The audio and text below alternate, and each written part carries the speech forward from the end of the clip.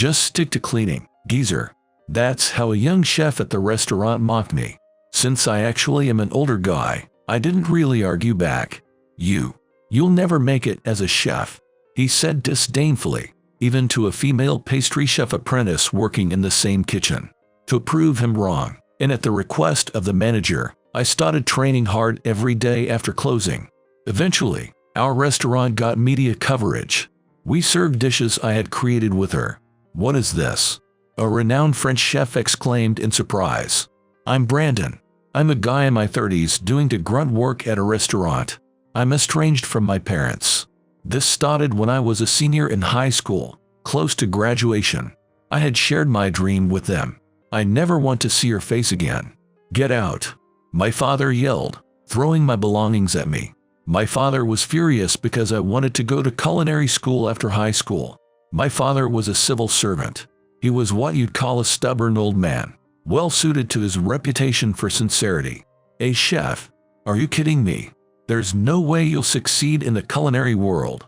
My father had always pressured me to become a civil servant like him. That's why he never acknowledged the culinary world I aspired to be a part of. "I will not support you. Don't you ever come back." My father spat out and went back to his room. I could only silently watch him leave. "I'm sorry, honey. Once your father starts talking like that, there's no stopping him. Why don't you ask your grandparents for help? I'll talk to them too," my mother said, then went back to the same room as my father. As a high schooler, I felt utterly hopeless with parents like that. I expected some opposition, but never imagined being rejected to this extent. As a regular high school student, it was hard to continue school without adult support. There was the option of scholarships. It's better not to use them, you know. It's pretty much like being in debt. My sister, who had already used the scholarship system, advised me. So, following my mom's suggestion, I decided to rely on my grandparents. "I'm gonna become a famous chef," I declared, knowing well there was no response, and left the house for my grandparents' place. "Sure, leave it to me." Surprisingly, both sets of grandparents easily agreed to lend me the money. "If Brandon's determined to work hard, then I'm gonna support him," said my maternal grandmother with a smile. My maternal grandfather had passed away a few years ago, and she lived alone. "When Brandon becomes a chef, I guess I'll be his first customer. I'll definitely invite you, so look forward to it," I firmly promised her. The issue was with my paternal grandparents. The folks on my father's side were serious people, and my grandfather was stubborn, just like my father. So, honestly, I didn't think I could borrow any money from them. But I heard about it. "I can't interfere with the future you're aiming for. At least, I can provide some money." However, when I actually went to their house, the outcome was the opposite of what I expected. My grandfather said this and promised to arrange the money. My mom must have called and talked to them too. Surprisingly, I was able to borrow the money easily, and I vowed to become a chef that would amaze everyone. Suddenly, I woke up and saw the white ceiling faintly visible in the dark. "That's a nostalgic dream," I murmured, looking at the clock, which was nearly 3 a.m. "Time to get ready," I thought, getting out of bed. It's been about 20 years since I started culinary school, defying my parents' opposition. Now, I work at a small restaurant. I haven't told my parents or grandparents about the restaurant I work at. Owning my own place would be a different story, but that's not the reality. Despite all my bravado, I haven't yet achieved the success my father doubted I would. Alright, let's go. It's prep time again today. I'm not doing it alone, but morning prep is hard work. That's why I usually make sure I'm part of it. And so begins another typical day. The restaurant I work at only serves breakfast and dinner, but it's somehow a popular place. The kitchen is run by a 70-year-old grandpa chef. He's a gentle and kind chef, busy with prep work from the early morning. "Good morning, Mr. Tyler." When I greet him, Mr. Tyler pauses his work to look up. "Good morning, Brandon," he says with a smile and quickly returns to his work. The morning prep is always just the two of us. Young folks should sleep a bit more, you know. I'm up because I can't sleep anymore. Young. I'm already in my 30s. I can handle this much work. While he talks to me as he prepares the meat mixture, I respond, continuing my work. Morning prep is tough. We have to wake up early and handle a significant amount of work. But I didn't mind these moments of prep and chatting with Mr. Tyler. Welcome. Good morning. The usual for me, please. As we open in the morning, customers start coming in. The crowd for breakfast is pretty much the same every day. Knowing what they usually order, I quickly get to work on the food. Mr. Johnson, looks like you're in the mood for corn soup today. That's when Maggie, our apprentice, calls out from the kitchen. She's a newbie hired as a pastry chef at the restaurant. As an apprentice, she doesn't make perfect dishes on her own yet. Maggie, could you take care of this, please? Sure. She's been learning by watching and helping Tyler. But we don't serve sweets with breakfast, so she's been handling the front of house in the mornings. Hey, Mr. Smith, you're putting too much dressing on that. You're missing the point of having a salad. Mrs. Parker, that's not enough. Come on, we've got bread too. Make sure you eat up. In the front, Maggie's voice can be heard all over. She's helpful, maybe a bit too much at times, but the customers love her for it. Seems like people who enjoy being fussed over come for breakfast. Maybe that homey vibe is why we've been popular for so long. Maggie, let's start the training. Okay. Looking forward to today. In her free time, I've been teaching Maggie how to make desserts. Tyler, due to his age, has a hard time standing all day. Brandon, could you show her how to make things and give her some tips? Tyler asked me. So, I've been teaching her when Tyler takes his breaks. Maggie learns fast and has been improving quickly.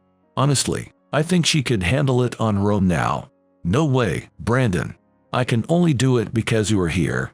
If I had to do it alone, I'd probably panic and mess everything up. She says with a laugh.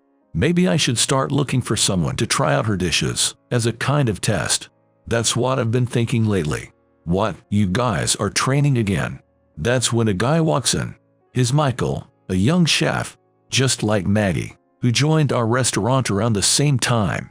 Michael, you skipped breakfast duty again. Huh? It's fine. There aren't any important customers in the morning anyway. It's a waste to serve my food to them. He's apparently the son of a famous chef.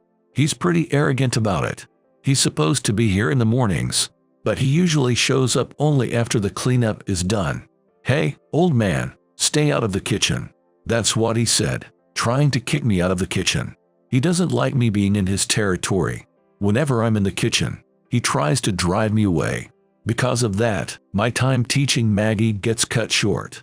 Just stick to cleaning, geezer. Come on, cut it out. Michael scoffs at me and shoos me away with a dismissive gesture. Maggie snaps back at him. Anyway, Michael, you never really cook.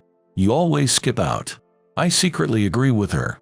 Michael hardly does anything for breakfast or dinner. He mostly just plates the dishes. I don't really know what he's capable of. I don't need advice from someone who can't even cut properly. Like you could ever be a professional. Then, seemingly displeased with her defiance, he said to Maggie with a laugh. At that, Maggie fell silent, visibly upset. I can tolerate him mocking me, but I can't stand him looking down on Maggie, who's working hard and growing every day. Michael. Just as I was about to retort, Tyler intervened and addressed him. Tyler, uncharacteristically, fixed Michael with a stern look. Your father asked me to train you, so I hired you. But we don't need you at our restaurant. What? If you mock your colleagues and slack off, you don't deserve to be a chef. At first, Michael looked confused, but then his face turned red with anger. Fine, I don't need a small place like this anyway. He stormed out of the restaurant. All right, you two. Let's get started on dinner prep. Tyler, back to his usual kind demeanor, directed us to start preparing. Still, Maggie must have been upset by Michael's words. Maggie became even more dedicated to her training. I'm gonna show him. Her determination spurred me on, and I stayed late to help her with her training. Thanks to that, she improved rapidly. And that improvement started to enhance the restaurant's reputation. Brandon, Maggie, can I talk to you for a sec? One day, Tyler called us over. Is something wrong? Tyler looked serious, a deep concern etched on his face. Maggie, noticing this, spoke to him with a worried tone. Actually, we got a show offer. Tyler eventually shared with us. According to him, it was an honor to receive such an offer. However, he worried that if more customers came because of it, we might not be able to keep up. True, our restaurant was practically run by just the three of us. There's a part-time lady, but she doesn't come in every day. I completely understood why Tyler was concerned. This is a chance we can miss. I'll work even harder, I said. Yeah, me too. I'll put in more effort. With our persuasion, Tyler agreed to accept the interview. The show we were going to be featured on was a national broadcast. The program involved George, a culinary genius known for French cuisine, visiting and reviewing well-known local restaurants. George was not only a renowned chef in the culinary world, but also a notorious critic known for his harsh comments. He always spoke his mind, without any pretense. This means we've got to give it our all. George would honestly praise good food, but he was straightforward about criticizing subpar restaurants. Many eateries had seen a decline in customers after his reviews. Knowing this, we worked day and night to create dishes that would impress George. Tyler, are you okay? However, the day before the shoot, Tyler had fallen ill, perhaps due to stress. I'm sorry, I can't be there, he said tearfully, clearly feeling guilty. We'll handle it. We'll keep the restaurant going, just the two of us. Yes, you can count on us. Please rest, Tyler. Saying that, we, without Tyler, discussed all night what to serve again. But what are we gonna do? Well, we can't make the sophisticated dishes like Tyler. But I think there are dishes that only we can make. Then came the day of the shoot. Such an old-fashioned place, it'd be a shame if the flavor isn't deep. We heard George saying to the camera outside the restaurant. He's a man known for criticizing many restaurants. If we serve something half-baked, it could ruin the restaurant. We can't let Tyler's restaurant be destroyed. It's okay. Be confident. I reassured a nervous Maggie. Then, we welcomed George, who had just entered, with smiles. Thank you for waiting. With a sense of mission, we served a particular dish to George. He looked at the dish with a puzzled expression. Huh? Is this a dessert place? I didn't expect to see tarte tatin. Yes, the dish we chose was a dessert. A tarte tatin made by our budding pastry chef, Maggie. Tarte tatin is made by cooking apples in sugar and butter, placing them in a mold, and then covering them with tart or pie dough. After baking, it's flipped over to reveal beautifully arranged apples. Given the look of this place, I thought it would be run by an older chef, but both of you are pretty young. George commented. I took a moment to explain the situation. That's a pity. I was expecting to enjoy some deep, sophisticated flavors. Let's see what young chefs like you can do, he said, cutting a piece of the tarte tatin and tasting it. However, he remained silent for several seconds. George, what do you think? A staff member from the show asked tentatively. At that moment, George started shaking. What is this? It's like I'm in France. The tangy apple followed by the sweet richness of butter. This is not something easily achieved. Have you two trained in France? He showered us with praise. Overwhelmed by his enthusiasm, we were left speechless. Meanwhile, Tyler, watching from the shadows, initially had a surprised look on his face, but soon he was all smiles. Actually, he trained in France for about 10 years. He returned here a few years ago and worked together with our rookie, Maggie, to make the tarte tatin. We never imagined it would receive such high praise. He responded during the interview. Following this, George continued to praise us, and even our blushing smiles ended up on TV. You too. How about working with me? I'll help you become excellent chefs.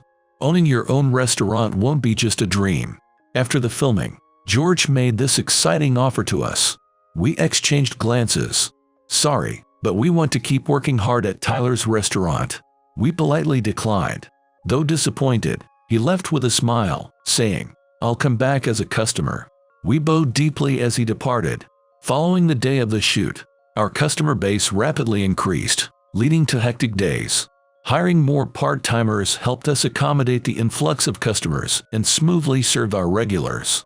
Maggie's usual efficient service was undoubtedly a key factor in handling the increase. This place must be thriving now, a regular joked. Maggie responded playfully. If you came more often, we'd make even more money. Despite being busy today, I felt satisfied as I prepared the dishes. After the interview, the restaurant became even busier. We got a message from Michael, who was kicked out earlier, saying, "You know, you can rehire me if you want," but we ignored it.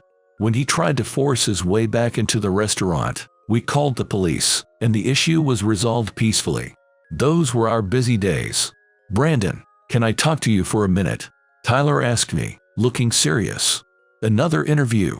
I inquired. He shook his head. "The restaurant has been thriving since then, which is great. But I'm getting older, and I'm not sure I can manage it well anymore. Brandon, if you're willing, would you like to take over the restaurant?" Tyler asked, bowing his head to me. I was stunned and speechless at his unexpected offer. As you know, I don't have any children left. After I'm gone, I've wondered who should take over the restaurant, or if it should be demolished. I thought about closing it with my generation since I didn't want to burden anyone. But seeing you and Maggie work so hard, I wanted to preserve this place," Tyler said, looking distantly out the window. Tyler had a son, but he passed away a long time ago. It was rumored to be an accident, but the details were unclear.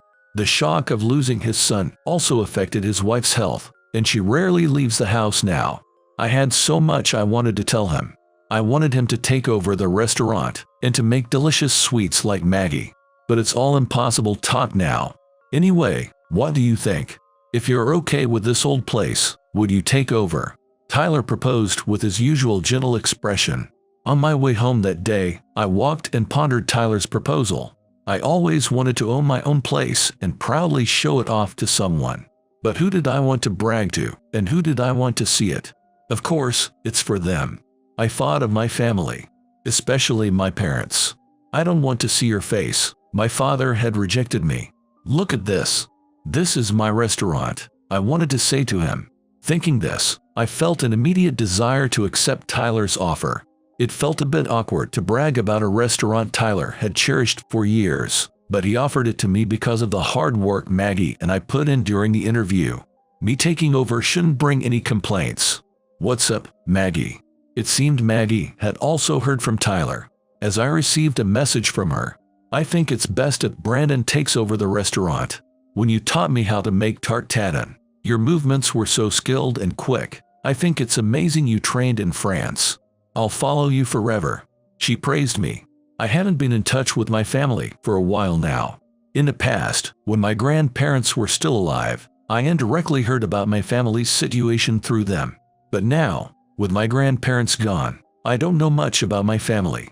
We're practically estranged. I had stubbornly decided not to contact them until I owned my own restaurant. It's a good opportunity, in many ways. The next day, I went to the restaurant and approached Tyler, who was preparing for the day. "About the offer you made yesterday, I'd like to accept it with all due respect. I might not be perfect, but please guide me," I said, bowing deeply to him. Tyler responded with a kind smile. "I'm not retiring immediately, you know. I'll teach you a lot." His hand, marked with deep wrinkles, rested heavily on my shoulder.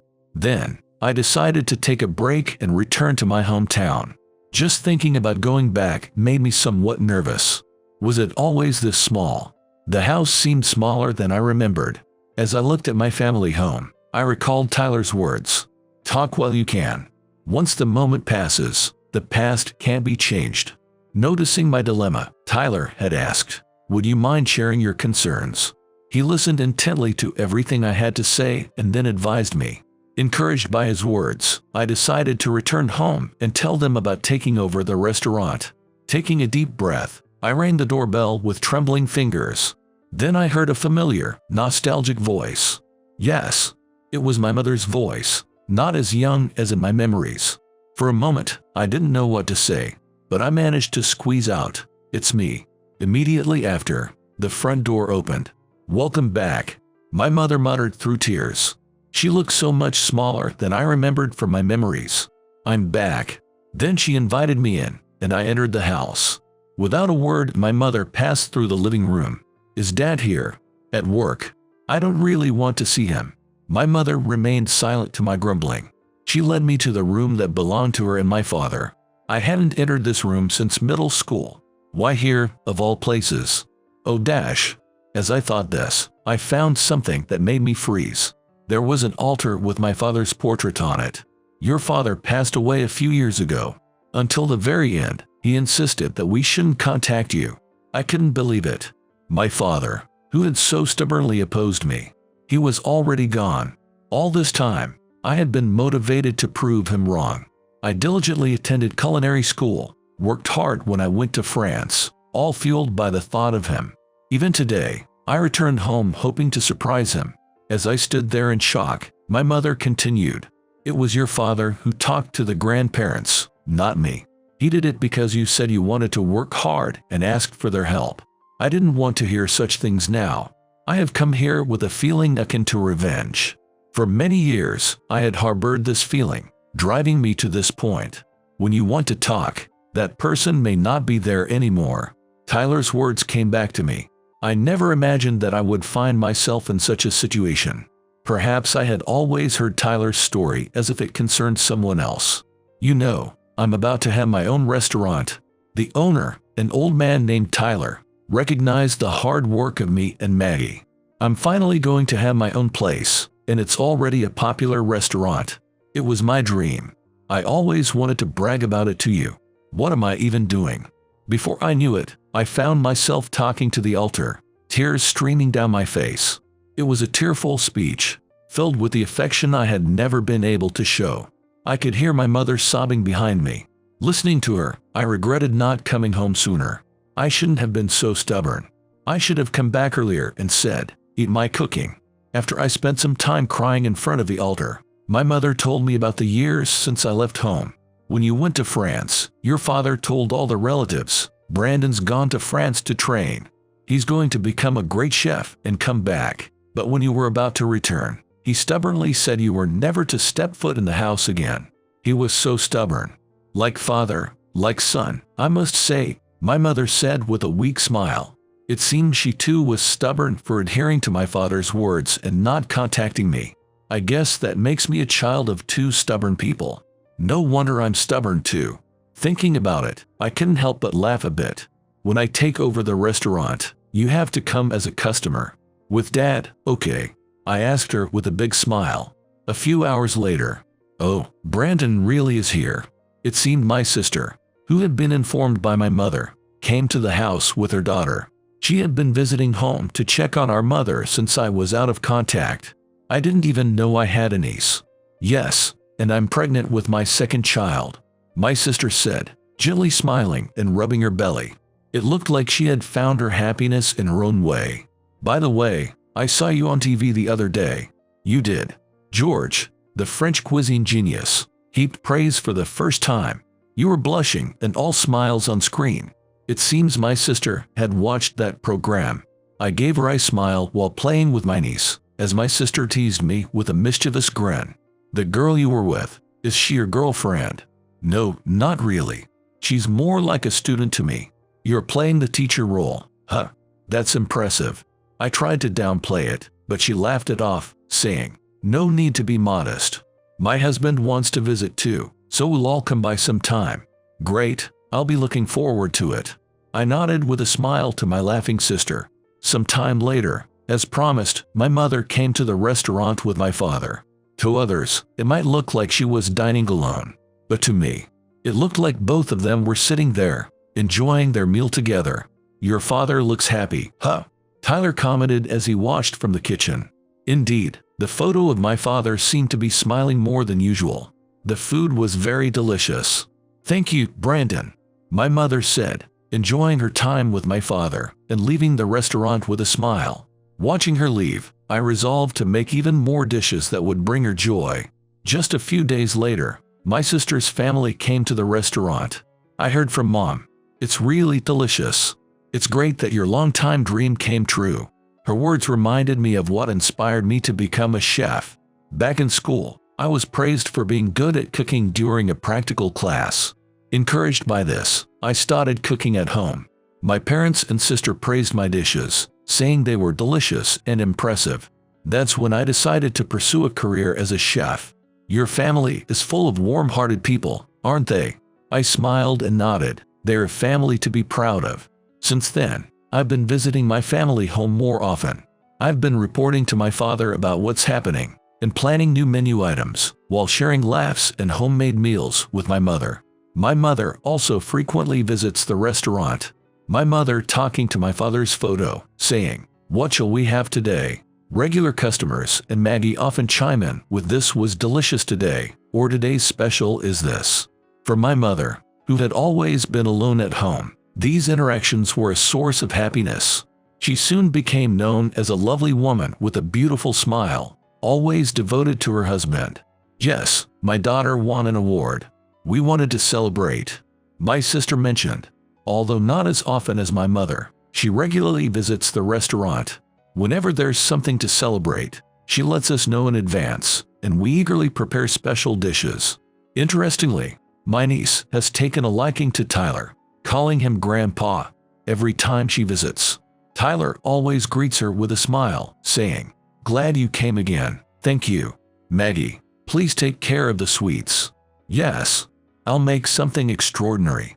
It's a special celebration, after all." "Thanks, I'm counting on you." I know that expressing one's feelings is important, but actually finding the right timing can be tough. If you keep thinking "I'll say it later," or "next time," you might find that there's no one left to say it to. It's crucial to live in the moment, to confront people directly with your feelings. Because by the time you regret not doing so, it's already too late.